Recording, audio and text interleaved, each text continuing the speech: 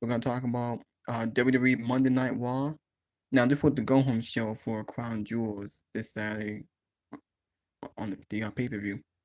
Now we will talk about what happened tonight on Raw. We'll talk about what happened on T Halloween Havoc that was last night on Sunday.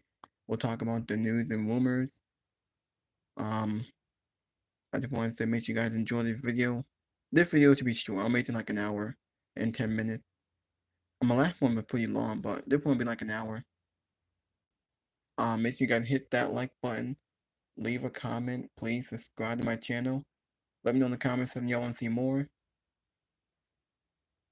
Um, that's how the show ended with Damian Priest and Dominic. That was the main event.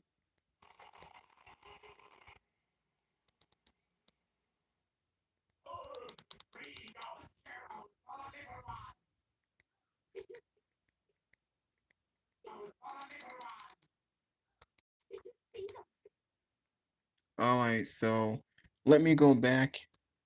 Now let's talk about what happened on Monday Night Raw. There was a plot twist, a super twist. What the hell going on here? The show wasn't that good. It was alright. I didn't think it was good. The only thing that was good was the bloodline. The only storyline they had was the bloodline. We didn't see Gunther. We didn't see Braun Breaker tonight.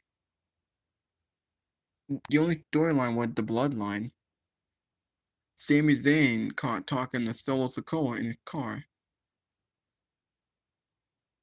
I don't know what that's about, but that's a plot. That's some plot twist. Something going on here. Now we are gonna talk about what happened on Monday Night Raw. We'll go through um the masses. We will talk about NXT. The NXT Halloween Havoc. Okay, that's the go home show. Now SmackDown was pre-taped, so on the SmackDown this Friday, it's not gonna be live. It will pre-tape on Friday.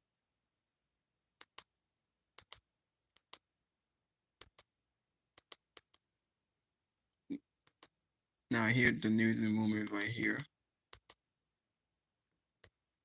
Here's the Crown Jewel review. Here is NXT Halloween Havoc that was last night. Here are the highlights. Steph and Jella take over NXT. Ethan Page and Trick Williams, Devil Playground mats. Bubba Dudley saved Trick Williams from a post-match attack. Yet, Bubba Dudley made the save for Trick Williams. We got Jordan versus Fatal Influence. 3 announcer quit for a surprising reason. Samantha Urban might go to AEW with a Hunting Ricochet. There's more how we have it. We have Fallon Haley is your new NXT Woman North American Champion. She won the title in a very good moment. Riz Holland and Andre Chase in an ambulance match. We got Gola and Stephanie versus Roxanne Perez and Cora Jade. She pinned Roxanne Perez. Stephanie did.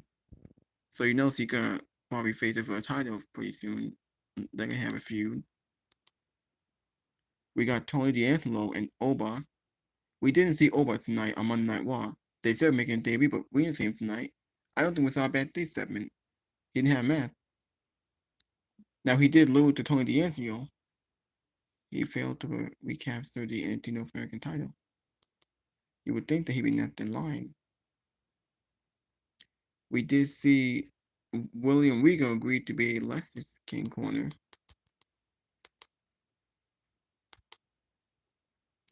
Here are the highlights. Motor City Machine Gun dethroned the Bloodline in Brooklyn.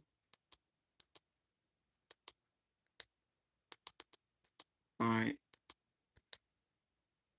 The lawsuit with Vince McMahon. There's TNA. Alright, let's see. Now this is on SmackDown, right? I already showed this. We already know that was SmackDown, so I already showed this. Alright, now let's get into what happened on Monday Night Raw. Now, on this entire show was only about the bloodline. They built the main event on Dominic. He will face a mystery former world champion. It was Damian Priest. Now, Damian Priest lost to Dominic because Judgment Day got involved. He won with a roll up, so the feud's gonna continue. I don't know why. Why is the feud continuing? Did we see Finn Balor? I don't think we saw Finn Balor tonight. If we did, I wasn't paying attention. Anyway, we'll talk about that later. We're gonna talk about what opened the show. This was the opening of the show. Jay and Jimmy Uso attempt to fix their issue to reunite. They did brawl with the Bloodline. The Bloodline came out to power a sneak attack. Usos overcame it. Now the Usos did reunite. They will show up on SmackDown. SmackDown went pre-taped, so I guess we have to wait and see what the Usos say to Roman Reigns. But with everything going on with with Sami Zayn, now look at this. Jimmy and Jay see Sami Zayn talking to Solo Sikoa. You see Sami Zayn and Solo Sikoa in a car. What the hell is all that about? You see that? Sami Zayn and it's hard to see, but Sami Zayn and Solo Sikoa. That had to be a plot twist. What that about? We don't know. Why he's talking to Solo after all they've been through. It had to lead to something. It looked like this. They could be setting up Sami Zayn to join the Usos, or maybe something with Solo. I don't know. Don't tell me Sami gonna join Solo Bloodline. That don't make any sense. It doesn't. I think Sami fit with Roman Bloodline. We did get a Rhea Ripley promo. Rhea wasn't on the show, but she was in this vignette. She said something to Liv Morgan. You have to kill B to stop me. You have to kill B to stop me. Ivy Nile defeated Zelina Vega and American Made take out the LWO. We had a great brawl here with Seth Rollins and Big Bronson Reed engaged in the parking lot. I can't wait for the match at Crown Jewels. It's gonna be very good. Hopefully Bronson Reed goes over. The Viking Raiders earned a title match against the Judgment Day. They beat LWO and the New Day. Rey Mysterio and Dragon Lee. I think they took the pinfall here. So the War Raiders. I don't know why I said Viking Raiders. But they're not the Viking Raiders. They're the War Raiders. The War Raiders earned the match against the Judgment Day. Is that gonna be next week or in 2 weeks? Hopefully the War Raiders win. They deserve it. Judgment Day hadn't done shit with those tag team titles. They need to get rid of it. But the War Raiders won. I think they will beat the Judgment Day, hopefully. Oh wait, I wasn't done.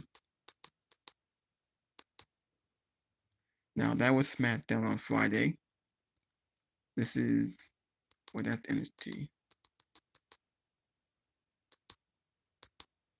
Now there's Halloween Havoc, the countdown.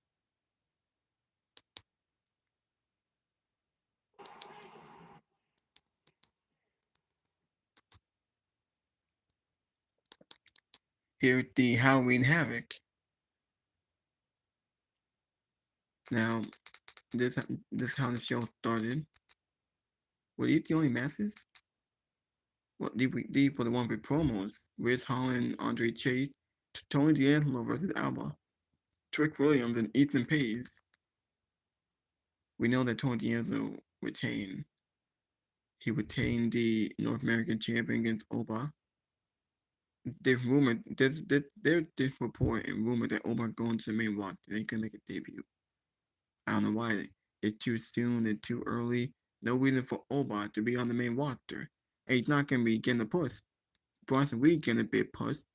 And Oba's not winning no titles. He's not beating Gunter. He's not beating Braun Breaker. Bronson Reed getting a big push. I don't see Oba. Oh, by too soon. Oh, by should be on NXT. He's to go after the North American title. He's to go after Trick Williams.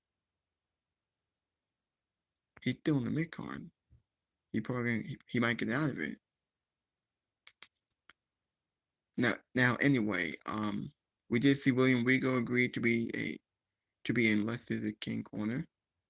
Like I said, definitely needs to pin Roxanne Perez. So clearly that feud being built up. Riz Holland and Andre Chase. Zora lays out new champion Fallon Haley and Fatal Influence. Jordan versus Fatal Influence.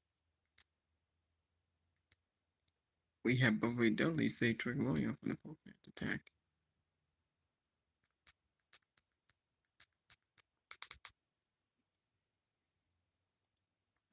Now, I still can't believe that Dominic got a win. Now, it wasn't clean. It was a screwy finish because Judgment got involved and Dominic held the tights.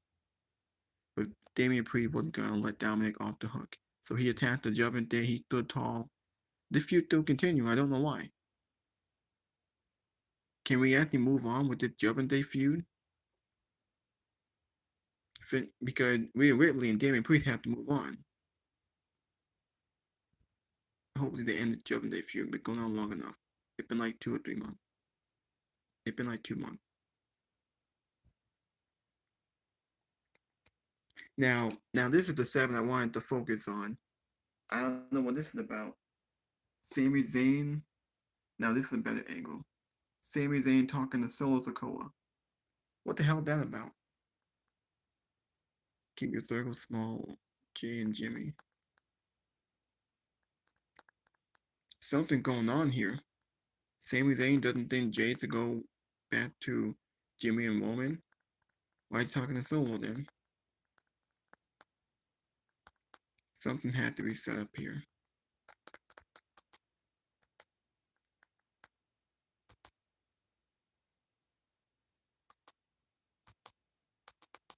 Okay.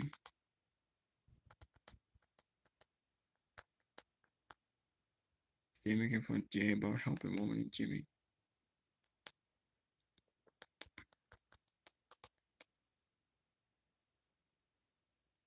I think that was it. I think that's all that happened on this damn show. That's all that happened on this damn show. Jesus, man.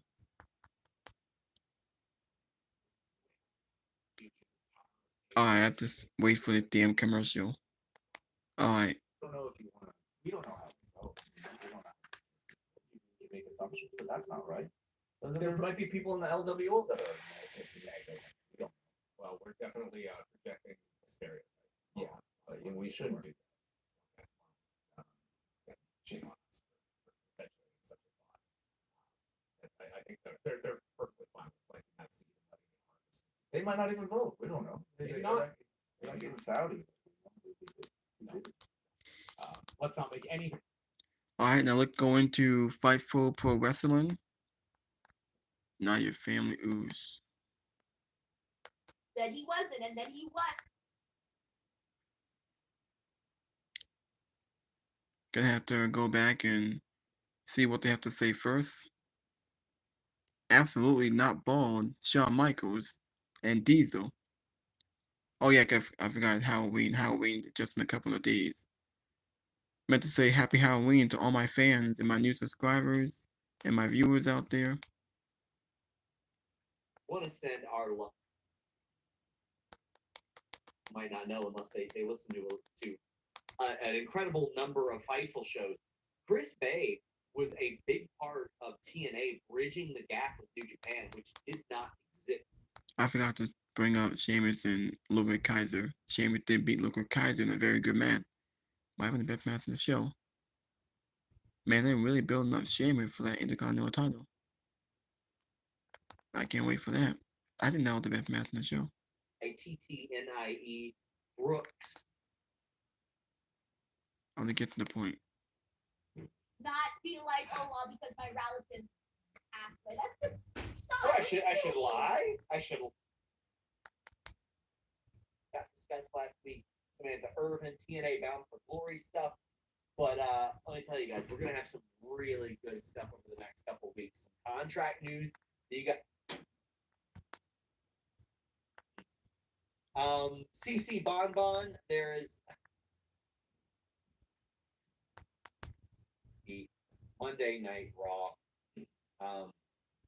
Man, Sheamus versus Ludwig Kaiser. We'll start with that. Now listen, good match, cool, happy with it. Kaiser should have won.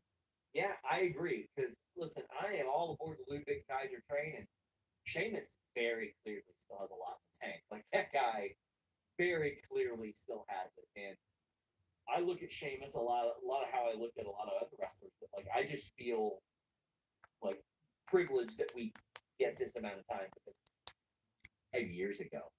So I mean, to be able to see him put on matches like this, him up and then have him ready. Not over this or anything, but hell of a match. But yeah, I feel like they should be developed. That's what I was thinking about when I was watching this, was how Ludwig Kaiser has sort of been just, he's been in the shadows of Gunther, right? But he's managed to break out here and there, but then he goes back and he's back in the shadows once again. Ludwig Kaiser is somebody that I see as, I think he's a great heel. I really think he has just the look where you just get, like, you just look at him and you're like, I hate that guy. Because he just has that, like, picture perfect jawline and everything about him is so. She doesn't wrestle very often on the show. We don't very often see her have these one-on-one matches. She has them far and few in between. When she does, I feel like she comes out looking impressive. I think with this match, given that Zelina Vega, it seems to always put in that position where she's there to give somebody else a win. That's the same position that they always put Zelina Vega in, and that's what they had her do here. This was just a match that happened, but it was just really to give Ivy Nile this victory, which I do think she needed, because she's a part of this group that we are seeing on a weekly basis. But of course, most of the attention is on Julius and Brutus and Chad, but she is part of the group, so you do want to see her get a little something every week, but she doesn't. So at least this week was something for her. We also saw a Rhea Ripley vignette. Also, yeah, I mean, listen, Zelina, I mentioned this before. Originally, they didn't plan for her to wrestle back when her first run happened, and she insisted on it. I feel like she's delivered. I think that she's done word on him. He said he's going to be fine. He said he's going to be fine. We don't necessarily have the closing of the show. We kind of saw the exact same thing with Judgment Day coming in, interfering. It sort of seems like they're running back over and over a lot of the same things with the Judgment Day. I can't wait for Rhea to kind of wrap this up with Liv Morgan and move on to some other things. And I say the same thing for Damian Priest, because at the end of today's show, which I know we'll talk about more in a second, I was thinking, okay, I'm ready for Damian Priest to move on. I think a lot of things right now with the Judgment Day, I'm ready to move on. I'm ready to move on for Rhea, ready to move on for Damian Priest, and I'm ready to get those tag team titles off of them as well. Something you will want to see over and over again, the NordVPN.com/Fightful deal. Big savings and 4 months extra for free with the Black Friday exclusive deal. I had somebody on our Q&A today say, can you give us a quick tutorial of how to work NordVPN.com/Fightful for some of the things you mentioned? Well, one that I actually learned from Denise. Denise taught NordVPN.com/Fightful. We get the recap of Miz and Final Testament. Looking at this was like this stuff. I was entertained by all this, and also R-Truth meets up with Alpha Academy, laid out the Miz, and then he called Pete Dunne Butch, and he said, "Hey Butch, have you seen Pete?" So with this, I feel it's funny because when the Miz approached R-Truth and he started saying how, like, he was, I don't know, trying to be his friend again. They were like trying to be on good terms. I thought that R-Truth was gonna fall for it. I really, really did. I think the fact that he like sucker punched them was actually a breath of fresh air, because I didn't want to see, airheady R-Truth fall for it. I thought him being like, no, I'm not gonna trust you. Here, I'm punching you. That's it. I'm taking you out. I thought that was actually funnier than him playing the airhead role and how he bought what the Miz was trying to sell. get this message out to Bo. I am going to take your legs off. And I thought, okay, good. That's a very, very gruesome, gory thing to say to someone. I'm going to take your legs off.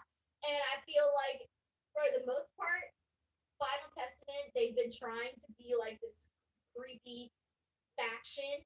And so far, there's been nothing creepy about it. And then him saying that one line about taking his legs off, I'm like, all right, that's kind of creepy. I can buy that. So I did like that little portion of it also. This was surprisingly not as bad as I thought it was going to be on those both segments. Both segments. So an update on the story we had ran. We had posted on Fightful Select that the TNA had inquired about AJ Styles. But man, I feel like it works the same way with TNA. Outright rejected. I was like, oh no, I didn't give any reason as to why that was. I just told that TNA was interested in it and that WB had passed on it. So that was clarified. AJ actually passed on it, and I completely get his reasoning. He doesn't want to while he's an active competitor, and if that's how he views it, and a lot of people do, I don't blame him at all. Don't blame him. Right. So I do get his reasoning for it because I feel like, I don't know, it's weird, right? Because I mean, clearly, if you're an active wrestler, you wouldn't want to be inducted into the WWE. But there you go.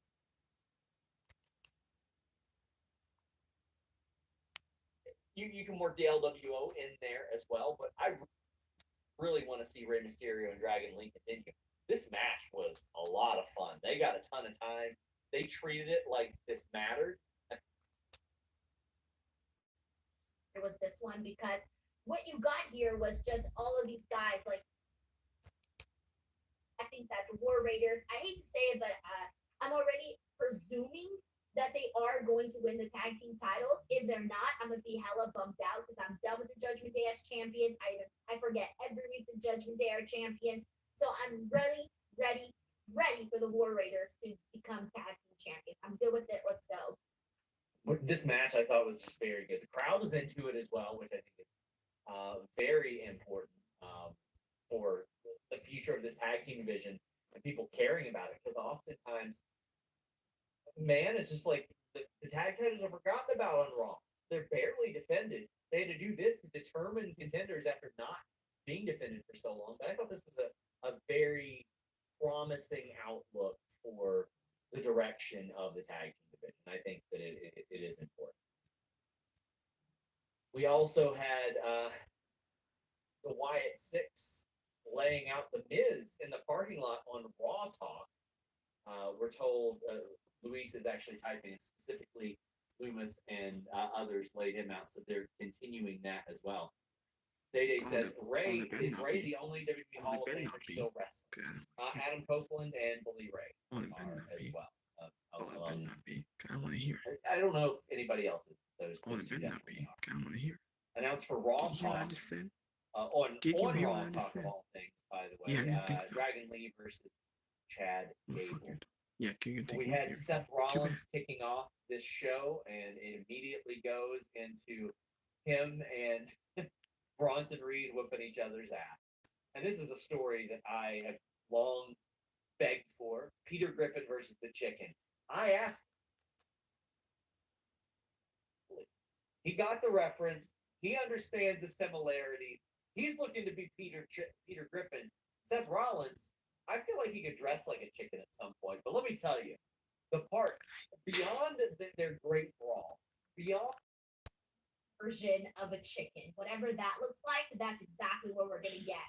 No, this was great, man. I'm telling you, this was probably the thing I was most looking forward to on Raw, mainly because I've been really into the storyline with Seth and with Bronson. It's kind of like the thing where I was really waiting for Bronson to just like blow off and become like somebody, big on the show, not just big Bronson Reed, but legit big on the show. Coming off of the Braun Strowman feud, I thought that was great. So now going into this with Seth Rollins, this is going to be his hopefully star-making performance.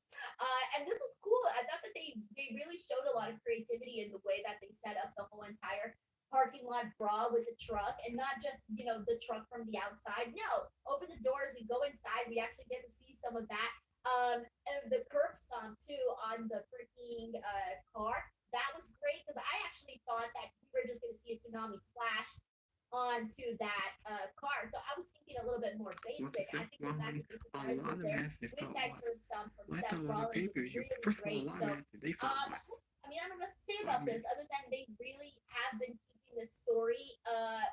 There's been sparks in this. You know, it hasn't felt lame. It hasn't felt boring. I'm interested. I really want to see Bronson Reed defeat Seth Rollins at Crown Jewel. Like, I'm so wanting to see that. That's exactly what I think it needs to happen. Only because I want to keep seeing Bronson Reed sort of be this like crazy, unbeatable monster, and that's what I'm buying into. He's killing this role. My God, man. Seth is doing phenomenally in this spot as well. Like they're both just doing a great job building this feud and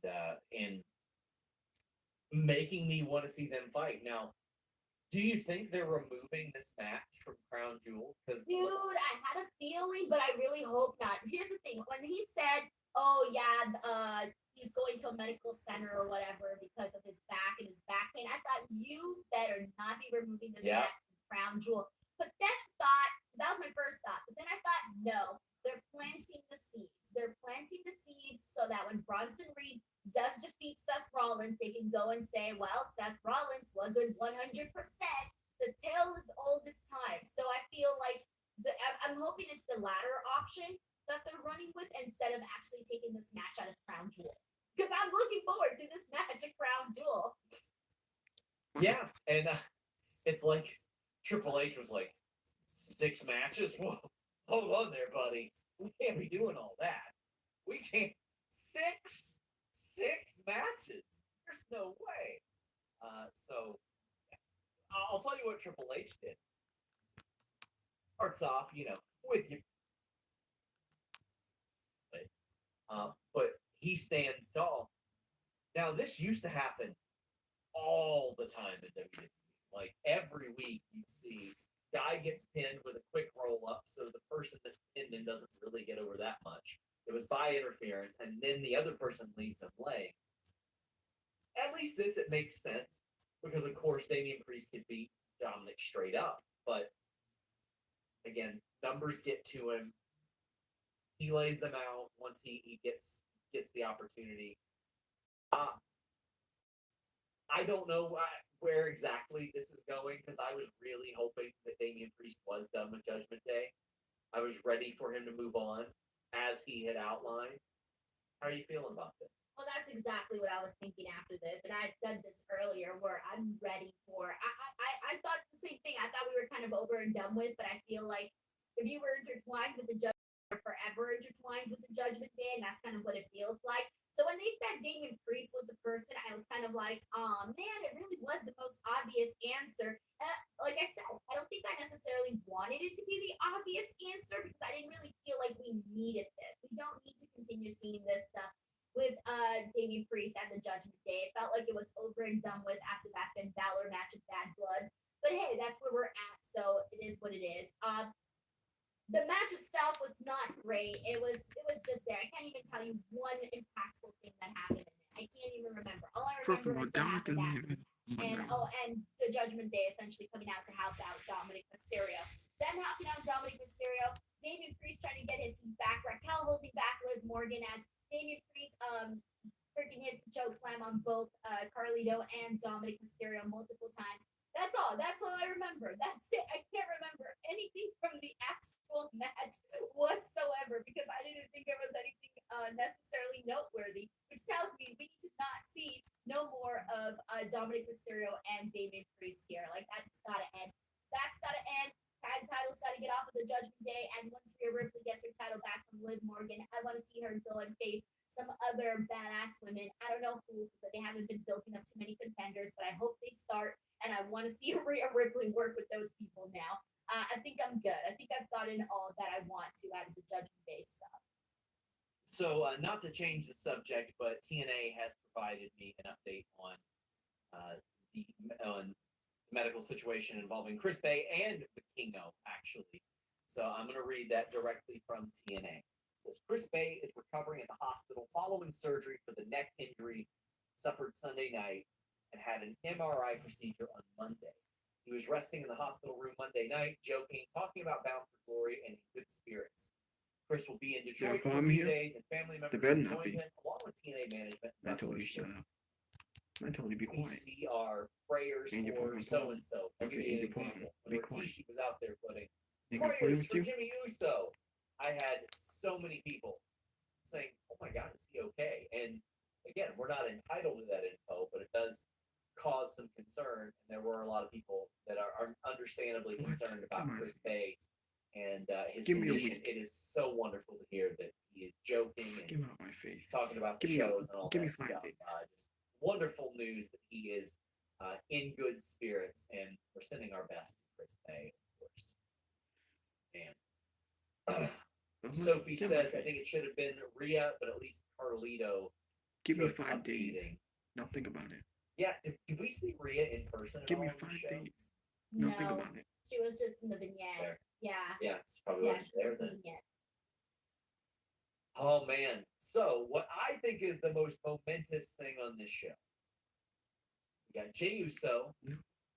He's confronted by Jimmy Uso, and we're seeing Jimmy feeling pretty confident about Jay now that Jay and he have sort of reunited. But Jay goes, "We are not anybody's lackeys. We are not anybody's sideshow. Nobody is our chief. Nobody. We don't acknowledge anybody. Any of that." I'm glad. Like Jay is showing blood is thicker than water, but he's like not thicker than my own pride. And I feel like that is important. Before we get to what happened backstage, how'd you feel about that promo? So I was originally thinking that they were going to draw out the Jimmy J reconciliation. I thought that was going to be drawn out for weeks, right? But on SmackDown, when they both came out and they hugged and they had the big moment, I'm like, oh, okay, they're taking out like weeks of content, right? Okay, great, whatever. Then today on Raw, the way that Jimmy approached it, he was approaching it as a guy that, okay, we just hugged, so clearly everything's on good terms. Jay was kind of going back and forth. I had like mixed feelings about his promo because there were seconds where I'm thinking, oh, he's still mad at Jimmy, even though they had the hug. But then he wasn't, and then he was. And it kind of felt like we went back and forth. And at the end, I guess everything's fine for the most part. But I kind of that little back and forth tripped me out just a little bit. So I'm like, all right, bro, like you guys already hugged it out. So that's it. Everything's okay now. Like that's it. I did, and I will get to this once we talk about it, but I did not like Sami Zayn's promo today backstage. Okay, why not? Well, I did not like that Sammy was essentially telling, I get what Sammy was trying to do. Don't get me wrong, I get what his intentions were, right? But I felt like the way that it was written, it kind of contradicted a lot of what's already happened because he's basically telling Jay, this has nothing to do with you. You don't have to be part of this. Wrong. He does have to be part of it after the bloodline essentially cost him his Intercontinental Championship. So that was one part. And then there was another part, I forgot what it was that Sammy said, but I also kind of felt like that did not make too much sense. I'm trying to remember what that other part was, but maybe it'll come to me in just a second. But there was two things for sure, and one of them was the first one that I mentioned that I kind of felt didn't really make too much sense here. I did like though that in the end that they made Jay essentially telling him like, "Oh, you're not part of this family, so you wouldn't even know." I did like that part because one thing that they're really good at is always getting people to feel a lot of sympathy for Sami Zayn, and you're gonna feel sympathy when you tell him like, "Oh, hey, you're not even part of this family," even though he was an honorary Uso. Yeah. Well, that's what unfolded backstage. Sammy is talking to Jay and saying, "You've proven to me you're a good dude.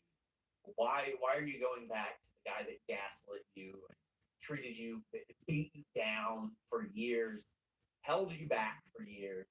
Not only that, the guy that held you back for years as well."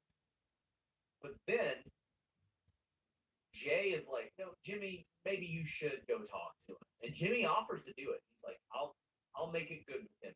Because Jimmy originally was like, "You're right, he's not family," and Jay goes, "You don't even understand either. You went along with this stuff for way longer, and you went back to it when you didn't need to." But Jimmy offers to go talk to Sammy, but by the time they find Sammy, he's out there talking to Solo Sikoa, which I think is a nice little twist. He ain't going the Solo Sikoa route, although largely Solo would just kind of stay out of his way. But Solo did a lot of Roman bidding for him. Like Roman, he did a lot of the actual action that happened, and I don't know. I this is one of those stories that is fairly predictable, but I like the ride that we're going on.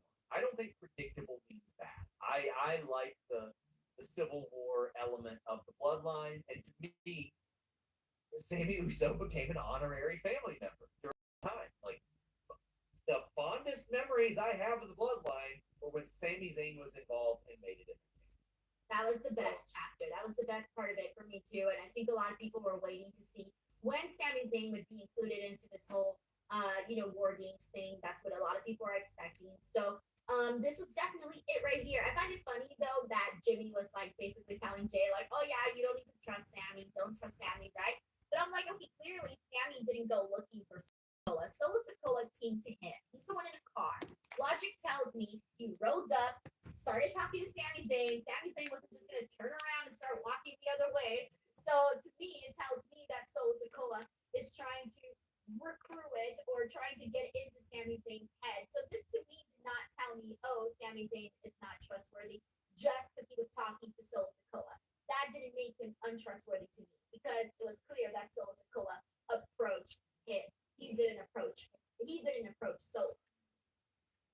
So yeah, I think this is official for Crown Jewel. OG Bloodline versus New Bloodline trios match made official by WWE on their socials. So what, you got 7 matches? Oh my god, are they gonna swap out Bronson and Seth for that match? Is that what they're doing? What? I bet they do. But why?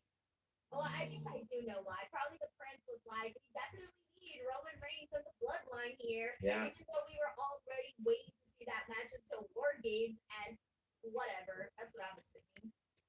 Some more unfortunate news. El Phantasmo will take an indefinite leave from New Japan due to medical reasons. Man, this sucks.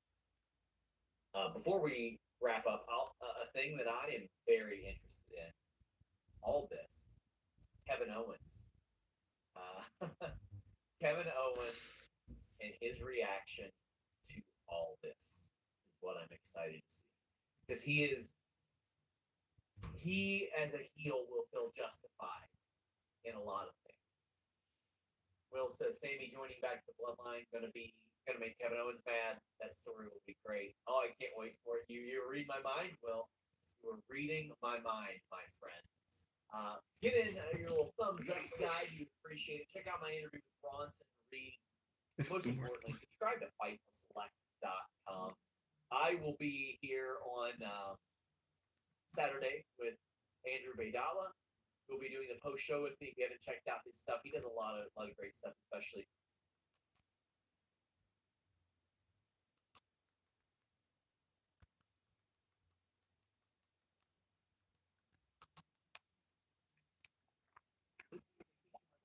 All right, hold on. I gotta wait for the damn commercial. Yeah. Gonna talk about Joseph Allen. War Raiders taking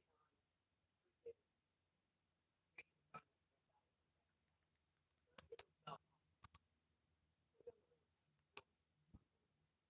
I think when we get to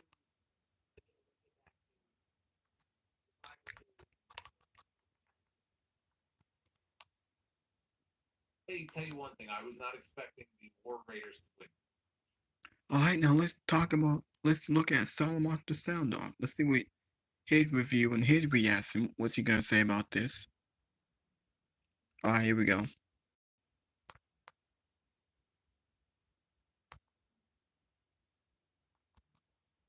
There were a few things that I liked, but I think as the final Raw before Crown Jewel, which is coming up this Saturday in Riyadh. So you can call it a go-home show. In that sense, it was pretty bad. Because if you look at the card that we have on tap for Crown Jewel, really, up and down this Raw card here, for 6 matches that have already been announced, and that may not be all of them, exactly one was actively promoted. A live segment on the show tonight. We had a vignette, a tape promo from Google, the World Heavyweight Champion. He was talking about Cody Rhodes, but we got the money segment with him and Cody on SmackDown on Friday last week. So not much going on as far as the hype for Crown Jewel. This is part of the problem when you do brand warfare. You don't have access to everybody that you need to have access to. I mean, there's some brand crossover going on, but a lot of the brand crossover that we've seen, we had it tonight with Jimmy Uso on the show, has nothing to do with Crown Jewel. Although, again, that may be something that's announced on Friday. The Bloodline stuff was actually the most interesting part of the show tonight. And there were a series of segments. We had Jey Uso, who lost the Intercontinental Championship on the show last week to Braun Breaker. Funny enough, we did not actually have the Intercontinental Champion on the show tonight. So the loser, the former champion, Jey Uso, was all over the show. And the new champion, Braun Breaker, was nowhere to be found. Oddly enough. Jimmy Uso was there too, who wasn't even a part of the Raw roster, but there he was. And Sami Zayn was back. We haven't seen Sami in a few weeks. I don't think we've seen him since he lost to Gunther when they had their match for the World Heavyweight title. And Sami Zayn ended up being part of the most interesting of all of the Bloodline segments that we had on the show tonight. It was an interesting development involving Sami that I was not expecting. And people have already figured out, I think, in their minds, where this is going as far as Survivor Series and as far as War Games is concerned. Roman, Jimmy, Jay, they're down 1. You figure Sami Zayn was going to be involved in some way. And I think WWE knows that too.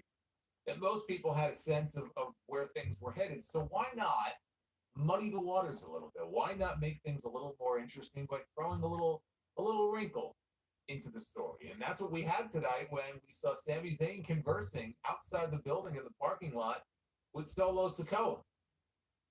What's that about? What were they talking about? Who initiated the conversation? Where is this going to lead? I've got some thoughts on that. I'm sure everybody's going to have some thoughts on that.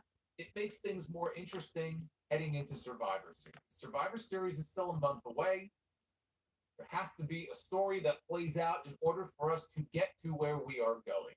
This is part of that story, and I like that. I'm intrigued. They have my interest.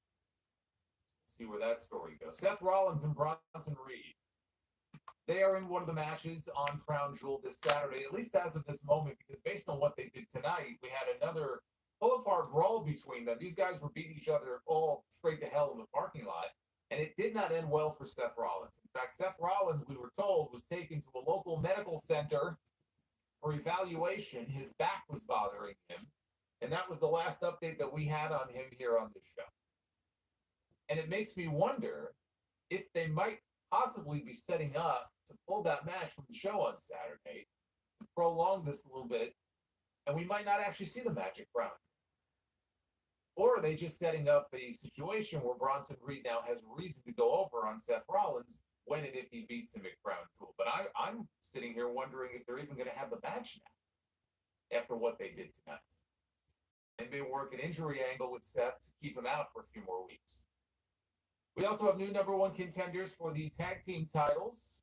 Who will challenge Finn Balor and JD McDonough for the World Tag Team Championships? We now have our answer, and it was not the team that I was expecting. In fact, of the 3 teams in this triple threat match, if I had to rank them in the order in which I thought they were likeliest to win, they would have come in dead last. That was the team that went over in the match tonight. And those really were the big developments on the show. Not a whole lot else going on. There was other story progression, which we'll get to as far as anything major, anything significant. That pretty much covered it all. We're going to go through the entire show here. This is your Monday Night Raw review for October 28th, 2024. I am the Solomonster. It is Halloween week, everybody. My favorite holiday of the year. I did love the sign in the crowd tonight. There was one person in the crowd with a sign that said, "Gunther hands out floss for Halloween." He does strike me as the kind of person who would probably do that, unlike me. Some of you may have seen it already anyway, but for those of you who did not, I had to show you. In the spirit of Halloween, I would like to unveil to you the new statue that has been dedicated to one Dwayne Wade of the NBA. There he is, everybody. There's the new statue. Perfect for Halloween. And so, in the spirit of Halloween, I just had to show you all this because that is. Tell me. Oh no. Channel member, you have access to 2 hours. A lot of wrestlers, TNA wrestlers and non-TNA wrestlers, have posted messages of support to him. I believe they're now, and that person knows exactly who he is. Honestly, And you yes, should have moved down a long Julia, time ago. thank you for mentioning that. There was Honestly, you should have one moved down a long time other ago. The fuck you still here, nigga? person, former wrestler, wrestling personality, who also was in the hospital. Yeah, good. You should move down a long time ago. You should move down 3 years ago. Maria Why the Kanellis. fuck you still here? And, And it's she like your had fucking renal room gland or your fucking surgery house. just, recently, It's I think your this past fucking week, view. which was serious surgery, and I Yeah, guess long they time sent for her this. home, and she ended up being readmitted to the hospital, and I believe that's where she still is. So all the best to Maria as well. Oh, that can be your I know choice. she's also going. So you better think about it. If I go take a shot. I mean, he said side Yeah. pieces. I don't know if he necessarily meant to use that term, but that's what he did. So yes, they're nobody's side pieces. They're nobody's yes men. Jay said they're grown men, and if they do this, they do it together as the Usos. So Jimmy told Jay Roman Reigns is going to be on SmackDown this Friday, and he invited Jay to come to SmackDown to have a chat with Roman. He said, talk to him. And Jay said that he would be there. I would certainly hope so. Since it's already in the can, it was already taped. It's always weird when you watch these live segments and they're acting like what has already happened has not actually happened yet. It's not quite as bad as how it was back in like the early 90s WCW days, like 92, 93, when you would have somebody lose a championship, but they would tape so far in advance that the person who lost the title would continue to carry the title for weeks on end on television and at the live events because it hasn't aired yet. That was commonplace back then. Now, of course, back then you didn't have social media, you didn't have your fucking cell phones, so a lot of people didn't know. Can't really get away with that today. Got fucking awesome, man. Perfect for Halloween. Aside for most of the things on this show, I think they were in Hershey tonight. They were in Pennsylvania 2 weeks since it was words. You know, it sounds like if he's going to do this, he wants Roman Reigns to understand here that this arrangement this time, as compared to how the bloodline was before, they got to be equals now. Like he said, no yes men. None of this shit where you have a tribal chief and everybody kisses the ring and bows down to his feet and is at his every beck and call. I broke away on my own. I did shit on my own. I got over on my own. I became a champion on my own. I don't need you. I don't need this. But if I'm going to do this, we have to have an understanding. We have to have a verbal contract here. And we have to be all equals. We have to be on the same level. So that's what I'm expecting out of this segment on Friday. I'm not going to take orders from you anymore. You're not the boss of me. And then we'll see what Roman's response is. What this is the final chapter of the bloodline. Again, it's going down the expected, After when predictable all this is over, if you want to leave, I won't stop you. Backstage, Adam Pearce, he yelled at Nick Aldis on the phone. He said that he agreed to let Jimmy Uso appear on Raw, but he did not agree to the bloodline appear. And Pearce told Aldis that he needs to control his damn roster. Well, at least they tried to explain Jimmy Uso being on the show here. It was okay for him. It was not okay for the others. But look, This is the problem, right? If you're going to do a bloodline civil war, you have members of this family that are spread across multiple shows. So you can't tell this story, and you can't build to, a War Games match with people on different brands and not have a mixing of the brands. You have no choice. This was always inevitable. You were going to have crossover between the two shows. That's what happens. So the Judgment Day approached Adam Pearce. Dominic said that he was curious to know which former world champion he would be facing in the main event. Pearce told Dom that he'll be facing Damian Priest, which was the predictable choice. Pearce told them happy Monday, and he walked away. And then Dom said, look, I know all of Priest's tricks. And he told all the others, Balor was there, Carlito, McDonough, Liv. I got to do this by myself. I want to go out to the ring and do this by myself. We had Sheamus one-on-one with Ludwig Kaiser. These two have had good matches before. This was no different. It would be nice, though, to see them wrestling other people. I don't need to see this match over and over and over again. I mean, this was at least their third, maybe fourth singles match. Sheamus went to the ropes for White Noise.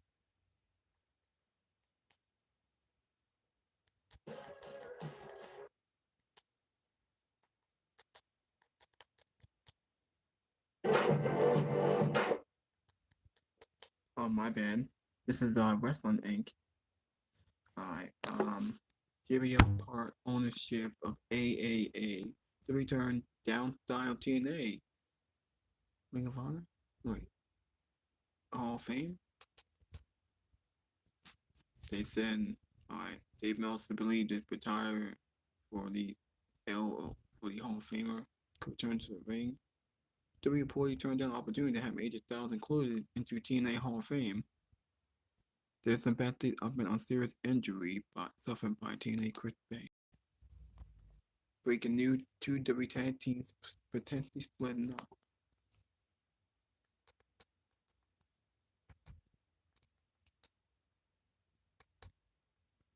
Alright, now let's see JD from New York. Bronson Reed eventually take the title from Sheamus, and I would crown him the Intercontinental Champion.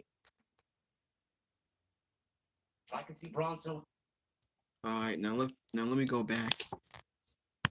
Now time to see JD from New York, his review.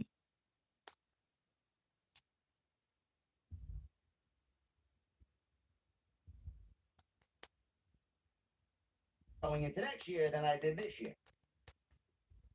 The same cannot be said about Monday Night Raw going into Crown Jewel, man. I found myself incredibly bored by tonight's show, by tonight's festivities.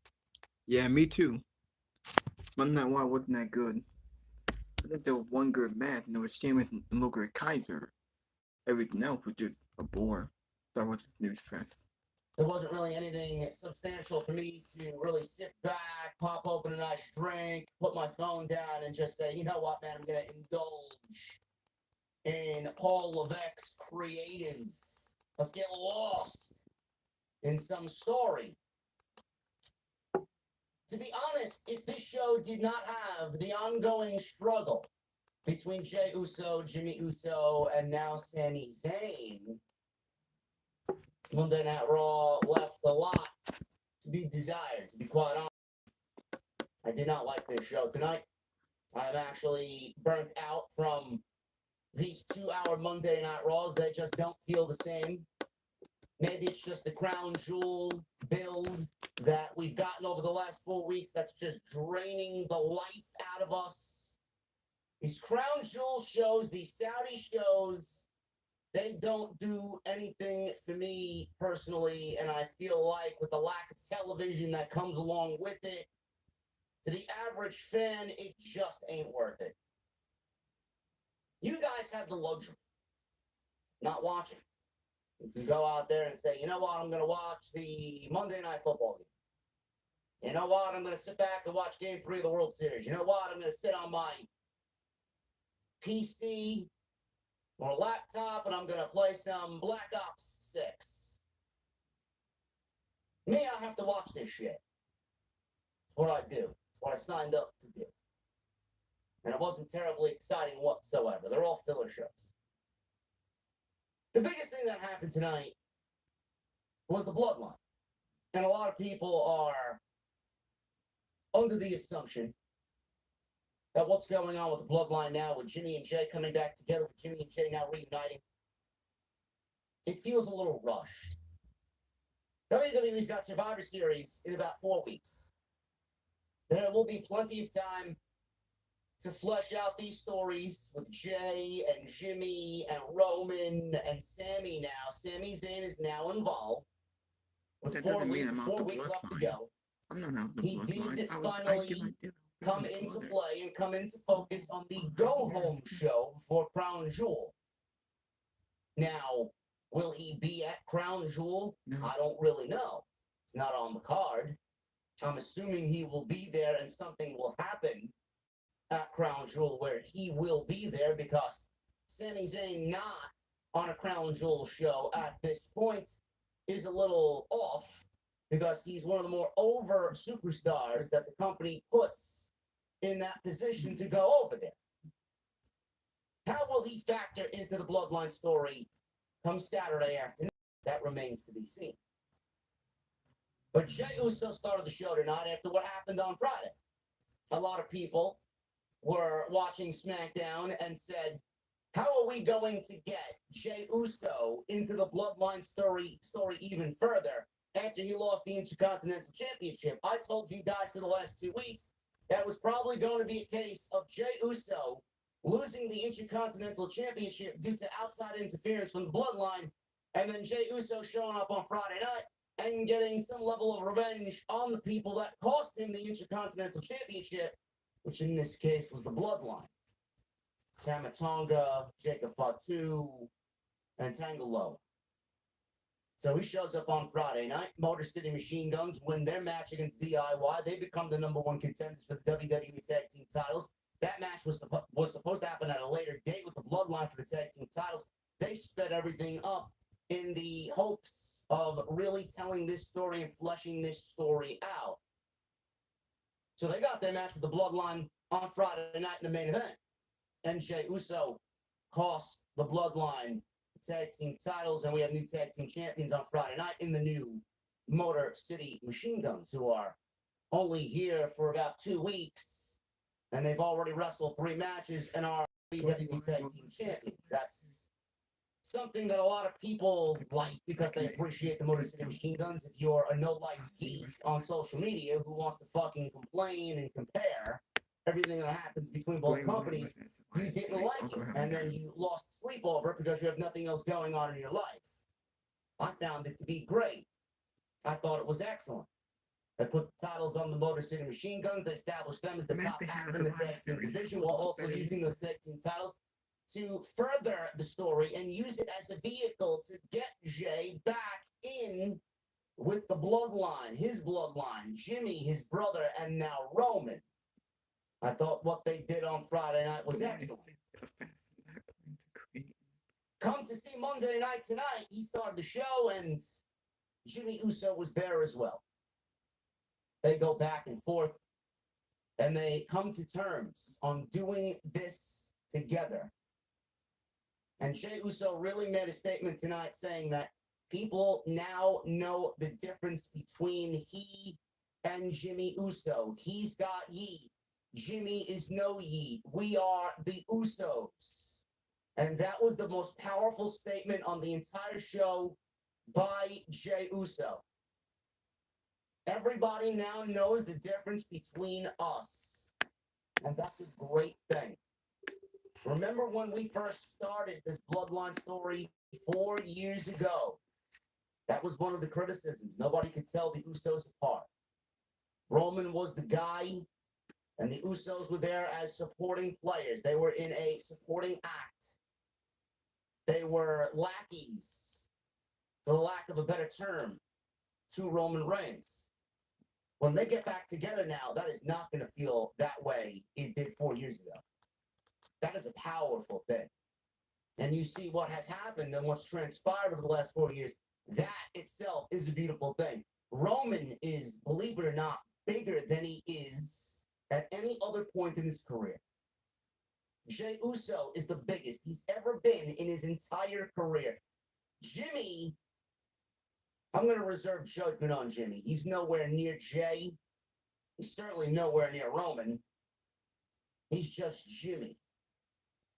And then Sammy's the glue that holds all this shit to Sammy in a little bit. But they are the Usos. And they are going to do this thing together. Yeet, no yeet. Jay said that he would show up on Friday night at the request of Jimmy Uso, and he's going to sit down and talk to Roman. So that's the next layer. Usos are together. Jay's now got to talk to Roman. What is Roman going to say? How is Roman going to act? Is Roman going to be conceited and pompous like he usually is? Is he going to be, I'm bigger than everybody, you listen to me? No. Roman cannot go into that conversation like he was when he was controlling Jey Uso. Not as tribal chief Roman Reigns. Roman Reigns needs to go into this treating Jey as an equal, because that's exactly what he is now. Remember, Roman told Jey he's proud of him. The whole family is proud of him. He should look at his accolades and treat him as an equal. Remember, Roman got everything that he wanted out of this entire 4 years because he's great, don't get me wrong, but it wouldn't be half of what it was without the Usos.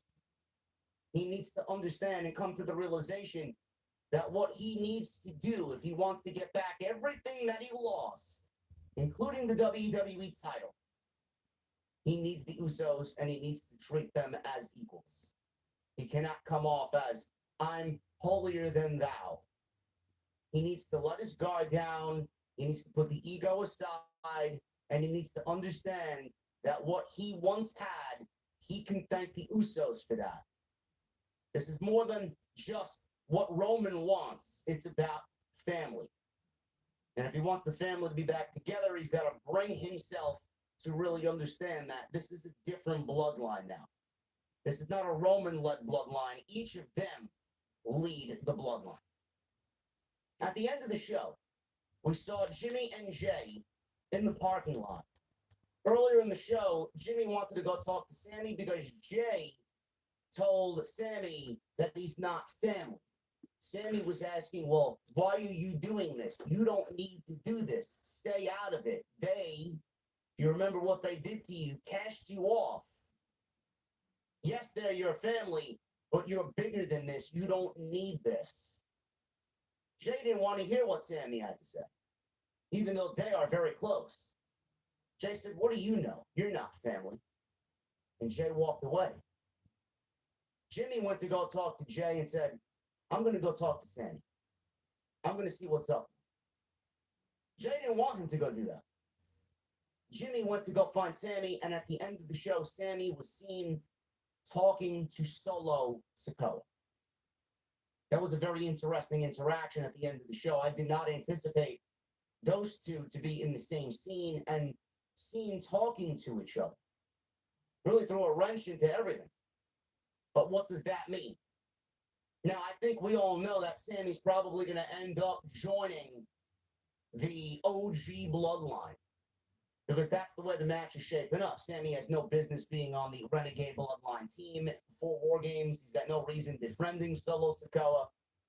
The way that I see it is nothing more than Sammy trying to find out exactly what is going on himself. He wants to see what's going on. He wants to hear what's going on for himself before he makes any decisions.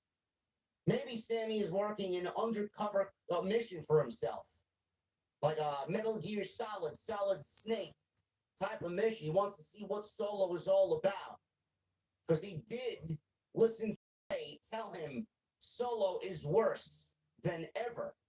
Solo is worse than what Roman did. Sammy didn't really understand the words that came out of Jey's mouth when he said that. The same Roman that manipulated you, the same Roman that cast you aside, the same Roman that ruined many lives. 4 years of garbage. Solo's worse than that? Maybe he needed to go see for himself. I don't know what Sammy's deal is, but I like it because instead of going the predictable route, instead of going and putting Sammy in the good graces of the bloodline and putting them back together. They are stringing us along over the next 4 weeks, and they're going to ride this out. They're going to tell a nice story here to get that final piece of the puzzle into frame, ready for War Games, and that's exactly what they're going to do. They're going to drag it out, not too long, but they're going to give you a nice little sub-story for when all of this comes together, and we got the OG Bloodline at full force against the Renegade Bloodline led by Solo Sikoa. Sami Zayn is a very integral part of this entire thing.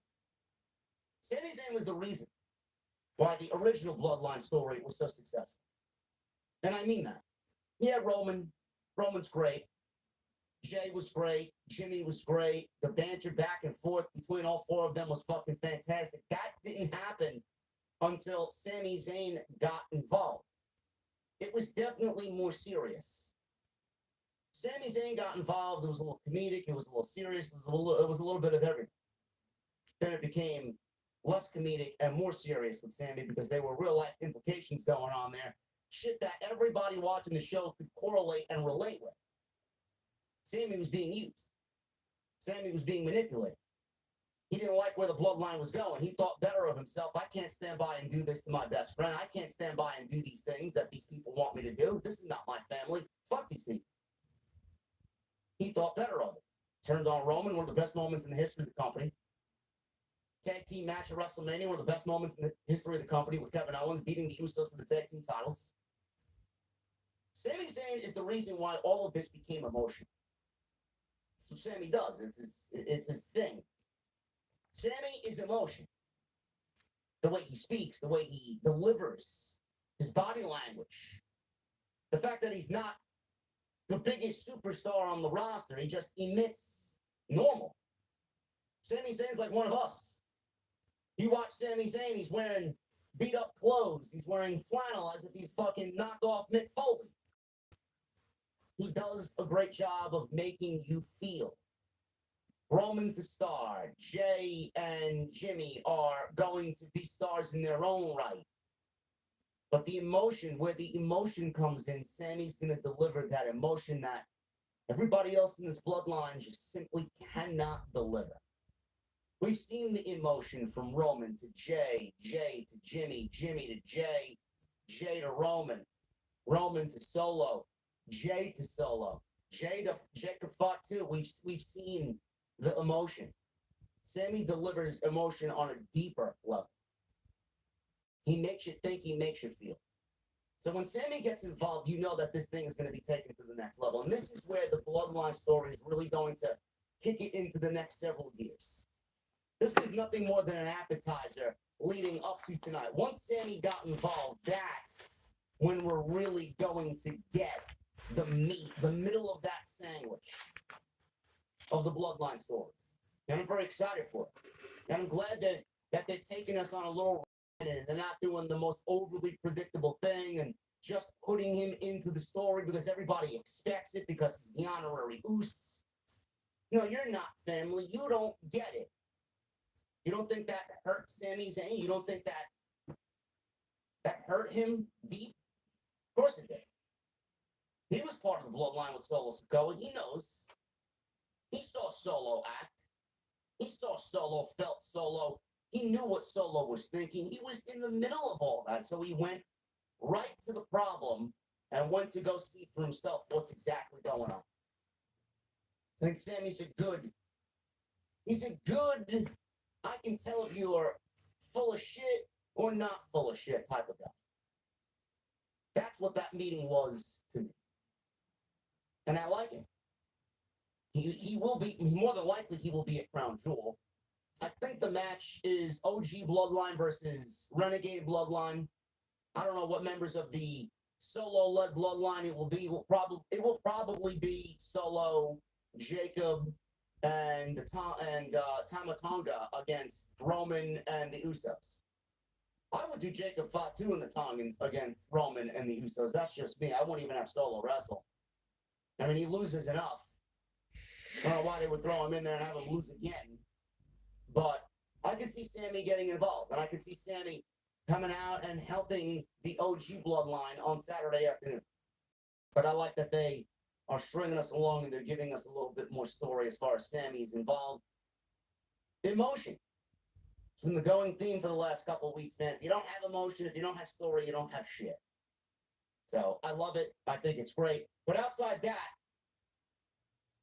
I didn't really find anything else exciting on Monday Night Raw. It was definitely a thrown together show. It was definitely a crown jewel go home show. We're going to get into the rest of tonight's show with a number one contenders tag team triple threat match with the War Raiders and New Day. LWO is also in there. Damian Priest wrestled Dominic Mysterio in a number one contenders match for the World Heavyweight Championship against Gunther. And we'll go over Obafemi. Apparently, NXT was in Hershey, Pennsylvania last night for Halloween Havoc, which I did not like, by the way. I don't really care for the NXT PLEs. I think they are fucking weak. They are. But the Obafemi and Tony D'Angelo match was easily the best thing on the entire show. Outside that, it's not worth a watch at all. Even the women's tag team match, it was okay. But I'm not going to sit here and tell you it was a complete barn burner. Those were the first two things that opened the show. And then after that, you could have easily shut the TV off and went and did anything else. They don't deliver on PLE like they used to. Sure, Jason and I will talk about it on TNT tomorrow, but there was a rumor going around that Obafemi was about to make his main roster debut tonight, and after losing to Tony D'Angelo last night, and another shot at the North American Championship, that it was reported that he was saying goodbyes to the NXT locker room and that he was about to be called up to the main roster. I will give you my thoughts on that today because that was in the news feeds all over the social media wrestling space for most of the afternoon. And I will give you guys my thoughts on that. But I want to thank you guys so very much for joining me here. Ricochet is the latest to passively aggressive Brothers t-shirt. This t-shirt says, "They are not the ones." So the last time he saw his brother was half a year ago at WrestleMania, and they were fighting each other. Don't remind me. Match was awful. He said a lot has happened since then. He said the fans know the difference between them now, and Jimmy is no Yeats, and he is Yeet. He says he became Intercontinental Champion all by himself. Jay says he doesn't top, or that doesn't top being his twin brother, though. Oh. Cueing fake studio emotional awe that you would hear on one of them late 90s sitcoms. Started that tonight with the brothers. Then the bloodlines show up and are looking for blood. And then they get taken out. But now we got Friday to look forward to with Roman Reigns and Jey Uso and them sitting down together. Now, I know SmackDown is taped. They taped it last Friday from Brooklyn.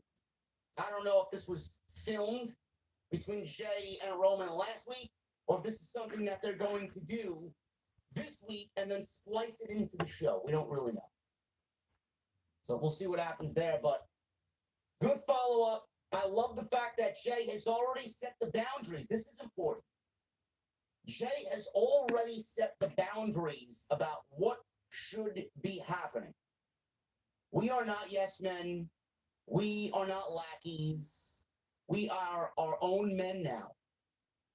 I am ye, you are no ye. We don't answer to nobody. So he's laid the foundation right now for Roman and the discussion that will be on Friday night. They accomplish everything they need to do. And I see a lot of people saying, this feels rushed. I get it. You are entitled to feel that way as much as you want. I do feel like it's a little rushed too, and I would have appreciated a little bit more time to flesh this thing out. We don't know if Jimmy was really battling something and he couldn't make it back to TV. And when he did, this is the time that they were given to sell this story. I don't know. I don't know what happened with Jimmy in the time that he was out. None of my business. Maybe that has a part in it. Nobody knows. But I would have appreciated a little bit more time, sure, with the Usos to flesh out their story, at least because this is going to be an emotional, them getting back together. Did the hug last week feel a little bit rushed? Yes, it did. Did the tag team match with the Motor City Machine Guns still sped up? Yes, it did. I'm not going to bullshit you. But the benefit that WWE has right now is they had all these weeks, all these different aspects. Jet, tell me why these people are showing up on the opposite show, but I guess for the sake of story, we're just bypassing that. It's not like it's happening all over the roster. It's just Jimmy showing up on Raw and Jay showing up on SmackDown and the Bloodline showing up on Raw. It's not like it's all over the place. Cody showing up on Raw, Gunther showing up on SmackDown. I can deal with that. I wish they would have given us a little bit more of an explanation as to why, instead of us just guessing. But they have Raw and SmackDown to flesh these stories out and not just SmackDown. So I think that works in their favor. So it will feel a little less rushed. Adam Pearce. He was yelling at Nick Aldis on the phone that he only agreed to let Jay and Jimmy be at Raw, not the rest of the Bloodline. He told Aldis to control his roster. Judgment Day walked in. Dominic asked who his former world champion opponent will be. Pearce says it's someone he knows very well. Damian Priest. Carlito in the background said, "That's not cool." At least he didn't mention anything being Chinese today. Have bad matches, and this was not a bad match. Not much to this though. It's just basically Sheamus getting a solid W for himself before he moves on to bigger and better things, which we'll talk about in a bit. That is the end goal.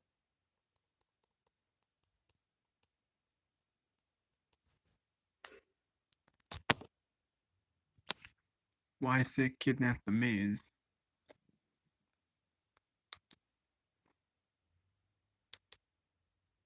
Braun Breaker was on. We didn't see him on the show, but it was in a backstage segment. He warns our challenger to prepare for a dogfight. American Made proclaimed that they are here to stay. Dominic steals an opportunity from Damian Priest.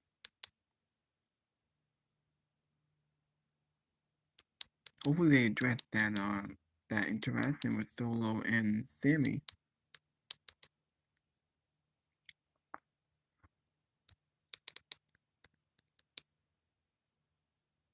Here comes.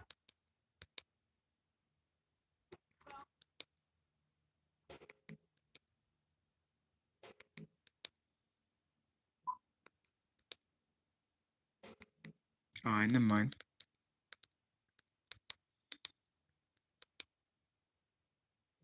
Action. Here are the news and rumors. WSU over 80 Winboy scandal. Bombshell lawsuit filed in Winboy. Here the I'm actually not gonna play it. I think I'll wait till Friday to do my predictions on Crown Jewels. I'm not gonna play that.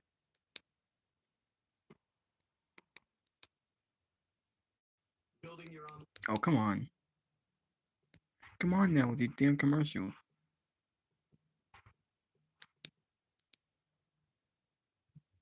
Turning off the lights and hot.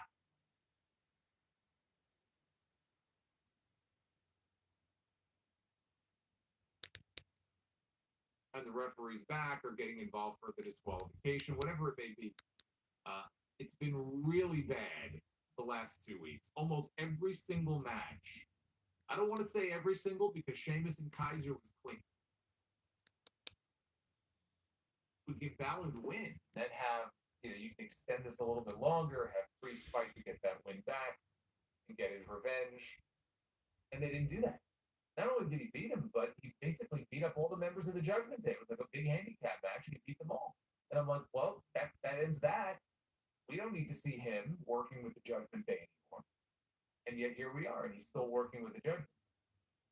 Now, they did set up in a backstage segment last week a tease for him and Gunther for the World Heavyweight Championship. That could be the Survivor Series match if they do Dom and Gunther on TV. They could do Priest and Gunther at the pay-per-view. If not at Survivor Series, then maybe we're looking at Saturday night's main event in December. Because they're trying very hard. They're going to try to make that show, because that's their big return to prime time on NBC. Back in the family. And not have him be a part of that show. So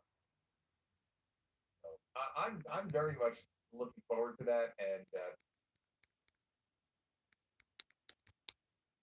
get those votes in. That's solid.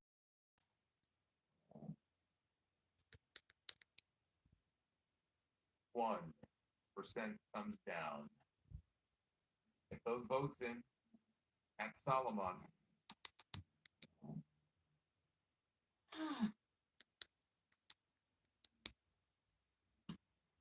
Not these damn commercials. Oh, come on. Oh, they popped me up. I think that's like on the. Well, it seemed like he done with his video. Jay said, yeet. He looked back and that was it. Again, like I said in the beginning, I like the fact that Sammy is now involved. I like the fact that they're not making it blatantly obvious that Sammy is going to be with the OG bloodline. I think that them slow playing it and getting us there is the play. And any twists and turns and any hesitation, any drama, any more. I think when the situation calls for it, it is very welcome. So Liv Morgan and Raquel Rodriguez ran down distracted. Also lost in translation on Monday night. I don't know exactly what he's done. He's actually felt less than as well after they built him up to be a big deal. The entire Judgment Day faction is ice cold. This is the worst iteration of the Judgment Day that we've seen since its creation. I'm just gonna throw it out there. Damian Priest and Rhea Ripley were the Judgment Day. And without them, you see exactly what's going on. So if I'm WWE, I am getting Balor out of the group. I'm putting Balor on his own, and the Judgment Day dies. I think at the end of all this, the Judgment Day needs to go. I don't really have any feelings emotionally towards the Judgment Day like I did when all of this great story was coming out of the group. Now they are completely a shell of their former self. That was Monday Night Raw, guys. Well, I do agree with that. I think Judgment Day should break up. Because the best part about Judgment Day was really Damian Priest and Rhea Ripley, and look how great they were. Now, what we're seeing on TV, I'm not interested in Liv Morgan, Raquel, and Dominic, and Carlito. Carlito being Judgment Day just making shit worse. Balor, one Balor leave the Judgment Day. Oh, yeah, they can move it done. Judgment Day been a thing for like 2 years now, 2.5 years. So I think it's time we break it up. Well, might as well just end the video. Made the video long enough. Thank you for watching. Hit that like button. Leave a comment. Please subscribe to my channel. Thank you for all the support. I'll be back with more. I will do my Crown Jewel prediction this Friday. I will do the pay-per-view on Saturday. Maybe I'll do AEW on Wednesday. We'll have to wait and see. But until then, I'll see you guys later.